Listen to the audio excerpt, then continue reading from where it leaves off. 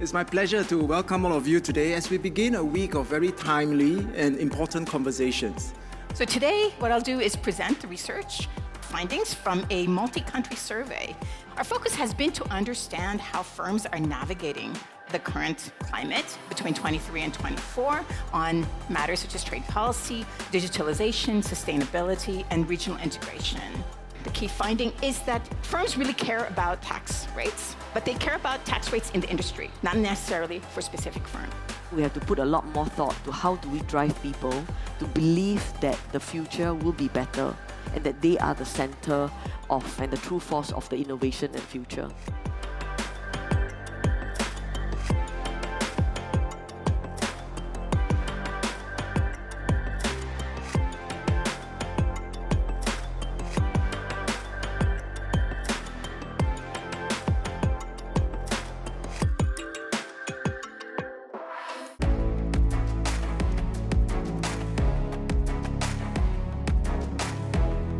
In this program, we actually showcase how technologies will evolve and transform the way we operate in the world of commerce, payments, as well as financial services. Every participant will be able to enjoy an immersive experience from looking at technologies like generative AI, artificial intelligence, extended reality. We highlighted really what Jurong Port does, primarily to support the construction industry with the import of construction materials and how we handle them. The port visits have given the participants a glimpse of how cargo is being discharged through various methods.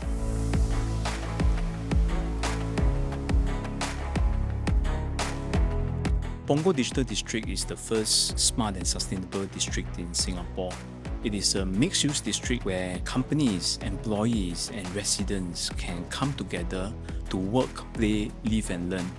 We walked through the collaboration loop, which is a 2 kilometers long bridge that connects up all the buildings at JTC and SIT, and is to foster the academia industry collaboration. So what they went through today was our discovery tour, which is designed to be very immersive and engaging, starting with the smart farm, where they got the chance to harvest and taste the vegetables, as well as a virtual reality look of our factory, which is highly automated, as well as the crowd favorite, which is the Sky Track. It's a bank track and it's the first of its kind in the region.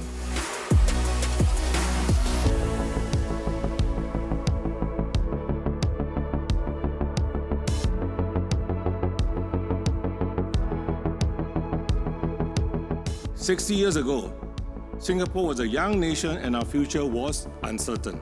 We had no natural resources, but we had a clear vision, strong institution, forward-looking political leaders, and the collective will of our people and businesses. This conference is not just a tribute to that journey, it is a platform to shape our future."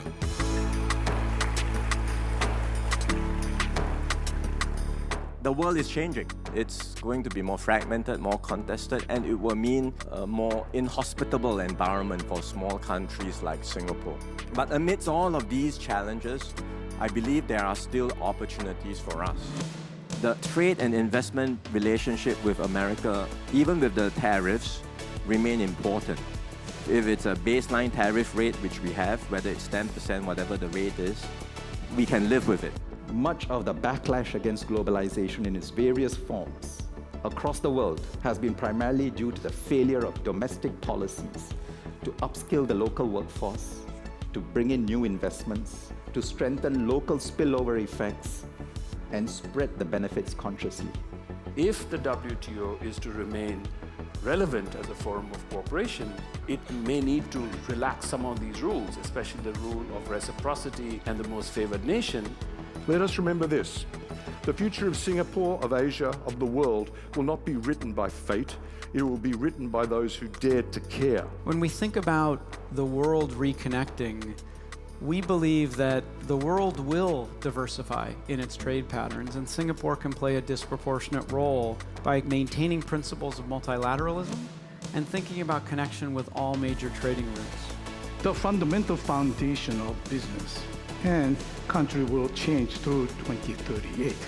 Outside of people, we will be managing two essential elements: intelligence and energy.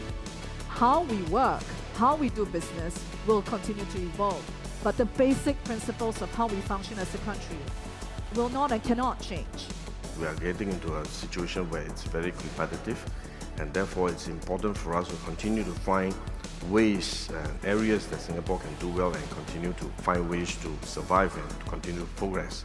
Singapore, in the face of a contestation between China and US, we always say that we don't take sides, but in fact we always take sides. We always take Singapore's side. Despite the severe challenges, if not threats, to the current global rules-based trading system, globalization is not utterly erased. Multilateralism has not been demolished. We may now have, as they say, a G- world, but that doesn't mean the rest of the world is going to cease dealing with each other.